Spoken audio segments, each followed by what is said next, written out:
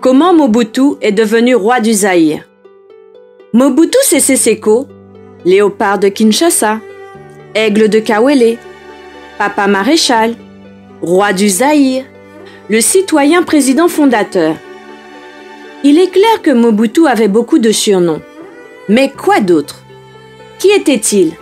Ou encore, qu'a-t-il fait pour qu'on le baptise autant de noms et qu'il soit connu comme le dictateur du Zaïre? Les réponses se trouvent dans cette vidéo.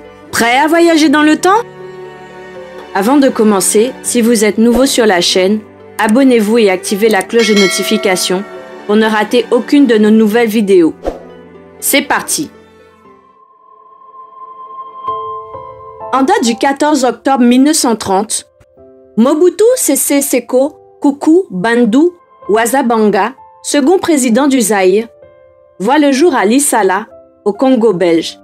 Mais à sa naissance, ses parents Albéric Giabemani et Marie-Madeleine Niemo l'appellent Joseph Désiré Mobutu. Orphelin de père, à l'âge de 8 ans, il est élevé par son grand-père ainsi que son oncle. La femme du juge belge l'apprend à parler, lire et écrire le français. Et plus tard, sa mère l'envoie continuer ses études dans une école catholique où il domine les sports scolaires, excelle les matières académiques et dirige le journal de la classe. En 1949, Mobutu se permet une escapade non autorisée à Léopoldville. Au lieu de renvoi en prison, les religieux l'envoient dans la force publique où il servira pendant 7 ans. Après une formation, il devient secrétaire comptable et après sa sortie de l'école, en 1953, il est affecté à l'état-major de Léopoldville et on le confie par la suite la rédaction du journal de l'armée. En 1955, Mobutu se marie à l'âge de 16 ans avec une jeune fille de 14 ans. Marie-Antoinette Giabatene Giabatibua, qui meurt d'une insuffisance cardiaque à 36 ans, et ont ensemble 9 enfants, mais 4 d'entre eux sont décédés. Niwa Konga Kongulu en septembre 1998 et Manda le 27 novembre 2004.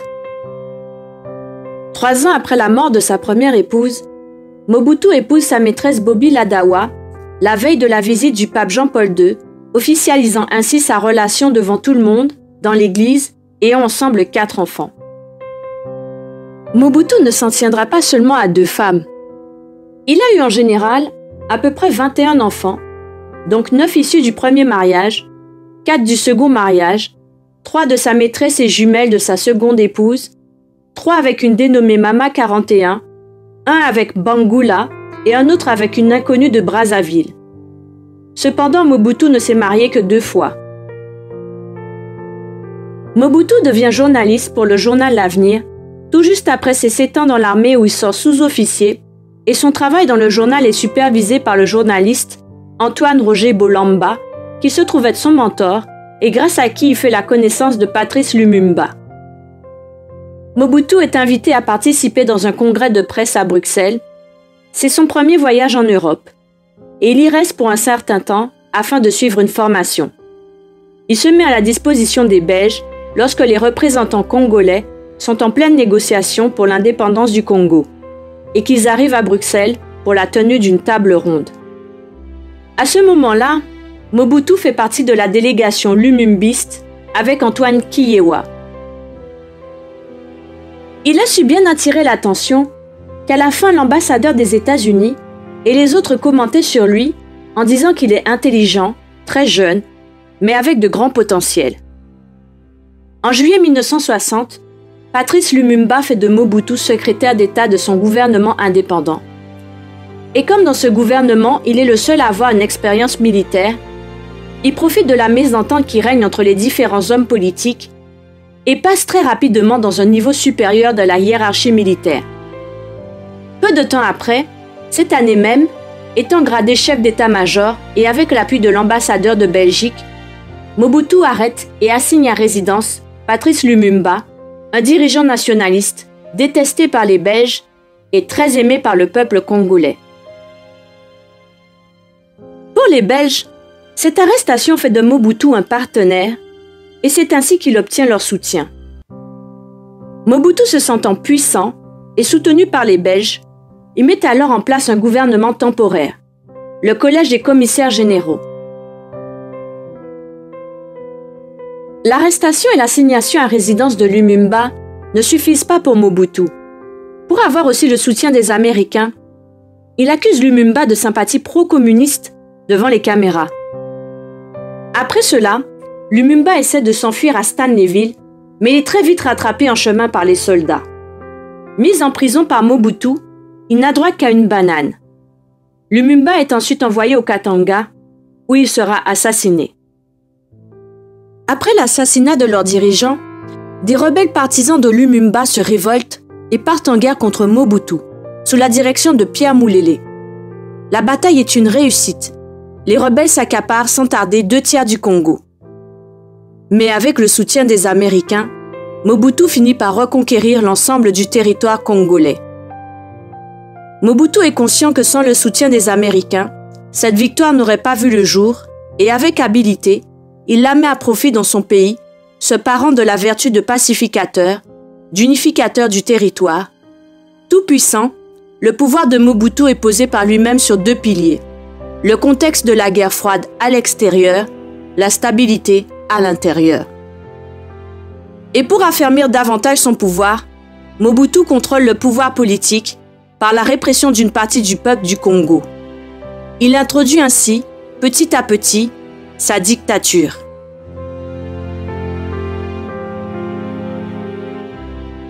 En ayant le pouvoir politique sous son contrôle, Mobutu réorganise l'armée. Au cours de cette période, le Congo fait face à une série de conflits qui font des centaines de milliers de morts. Le président Joseph Kasavubu est par la suite démis de ses fonctions, mais le choix de son successeur crée une situation d'instabilité entre le président Kasavubu et le gouvernement de Tshombe. En effet, Kasavubu veut comme successeur Kimba, mais ce dernier n'a pas la confiance du Parlement, même celui de Tshombe. Ainsi, la mésentente et la crise politique s'installent. Mobutu mène alors un coup d'État par la neutralisation des 2 rivaux, Kasavubu et Tshombe, en les plaçant dans une résidence surveillée pour qu'ils aient le temps de se mettre d'accord, mettre fin à leurs différends et ainsi mieux servir l'intérêt supérieur du Congo. Selon Mobutu, il ne s'agit pas d'un coup d'État, mais plutôt d'une simple révolution pacifique pour rétablir l'ordre. Il trouve qu'il manque de discipline chez les hommes politiques de son pays. Il a le devoir de mettre fin à cette crise politique aiguë entre le président Kasavubu et le gouvernement de Tshombe. C'est la raison pour laquelle son coup d'État qui ramène la stabilité dans le pays est facilement approuvé par tous, notamment Kasavubu, Tshombe, les syndicats CSLC, UTC et FGTK, de même que les organisations estudiantines UGEC et AGL, les Congolais et les étrangers. Tous ont applaudi le coup d'État orchestré par Mobutu, mais à l'exception de la Chine et l'URSS. Ainsi, Mobutu devient président du Congo. Mobutu, puissant et célèbre, reçoit de multiples surnoms. Léopard de Kinshasa, Aigle de Kawele, Papa Maréchal, et le plus connu d'entre tous, Roi du Zaïre, et bien d'autres surnoms. Comme il est un ancien soldat de la force publique et qu'il est colonisé, Mobutu a tout pour plaire à l'administration belge. Il sait les séduire et il l'a bien prouvé par l'arrestation de Lumumba. Cependant, il sait qu'il n'a pas le soutien du peuple congolais. Et pour l'avoir, il fait de Lumumba le héros national, le premier martyr de l'indépendance économique. Et c'est en son nom que toutes les puissantes entreprises minières belges sont nationalisées en 1966. Pour les Américains, le fait d'avoir Mobutu dans leur camp fait du Congo leur cheval de Troie contre la montée communiste en Afrique et particulièrement en Afrique australe. En 1969, une sévère oppression de Mobutu débute par l'écrasement d'une révolte estudiantine en faisant jeter les cadavres des étudiants dans des fosses communes et en condamnant à mort 12 étudiants. Mobutu ferme ensuite l'université pour une année et envoie les 2000 étudiants dans l'armée où, selon la télévision nationale, on les apprend à obéir et à fermer leur gueule. Mobutu se met entre 1966 et 1971 à rebaptiser nombreux lieux. L'année des 3 Z, il change le nom du pays, du fleuve et la monnaie sous le nom de Zaïre. Ce n'est plus le Congo belge, mais la République du Zaïre. Parmi les importants changements, il y a Léopoldville qui devint Kinshasa, Stanleyville devient Kisangani, Elisabethville devient Lubumbashi, Jadotville devient Likasi, Albertville devient Kalemi, Luluabourg devient Kananga.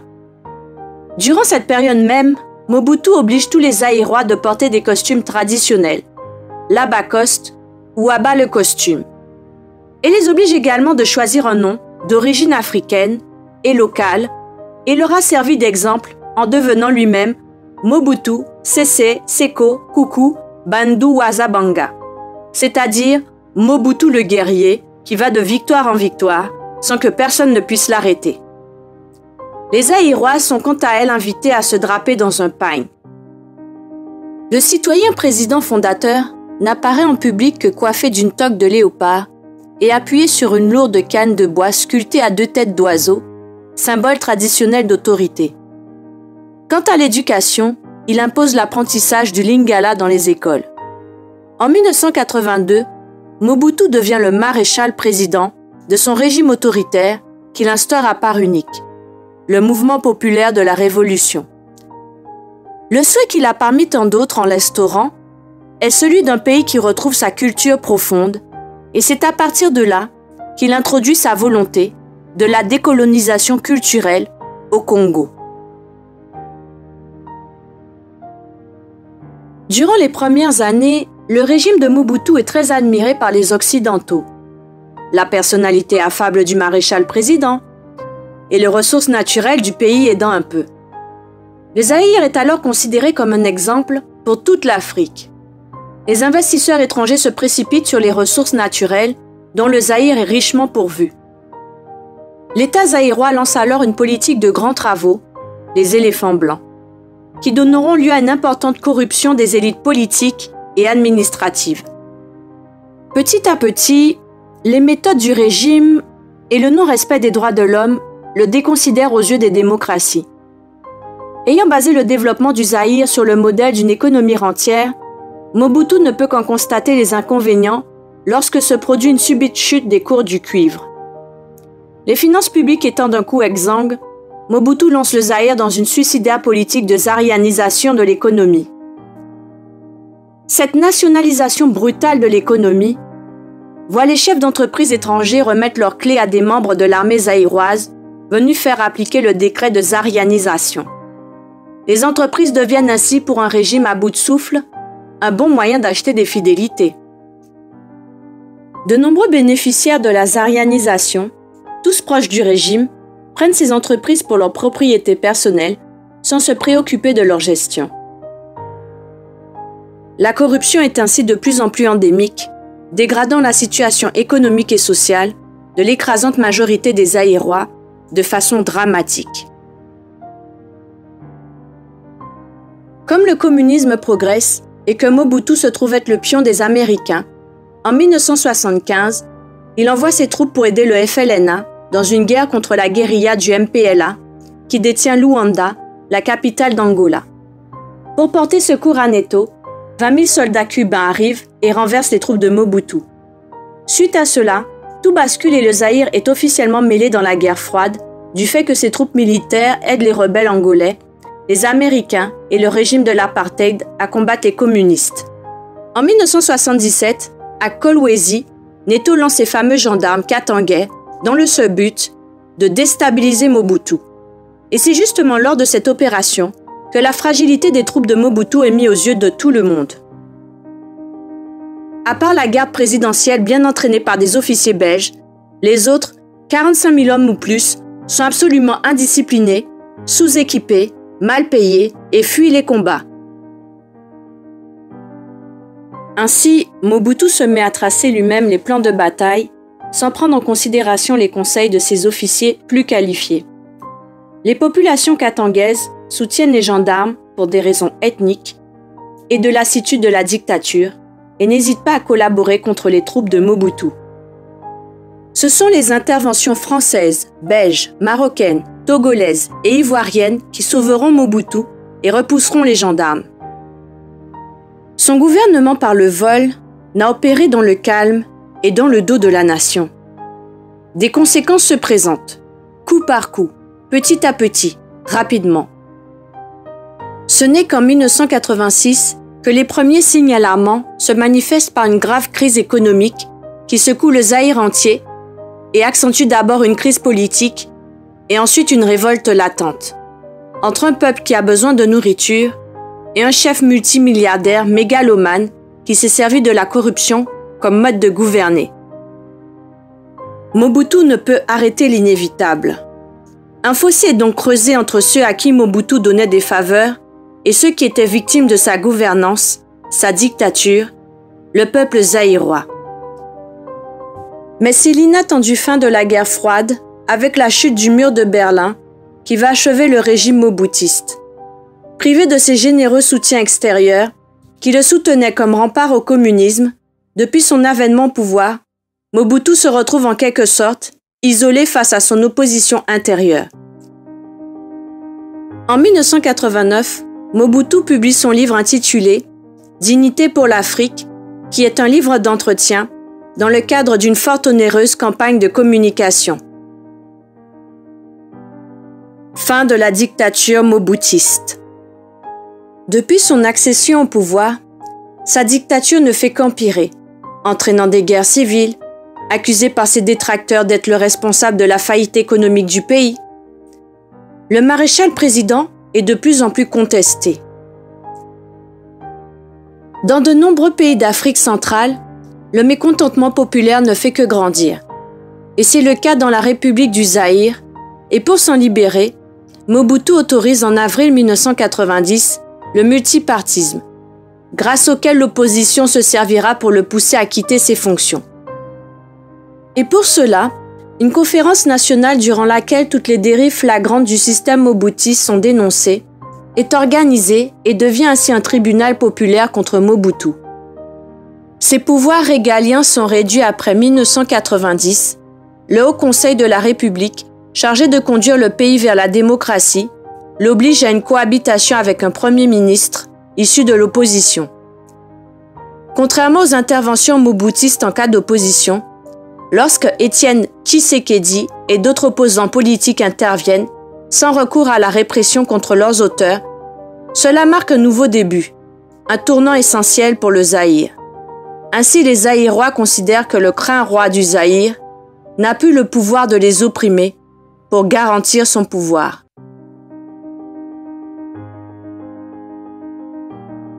En 1994, même si Mobutu partage le pouvoir avec le président du Parlement, cela n'empêche pas le pays de foncer plus profondément dans la crise.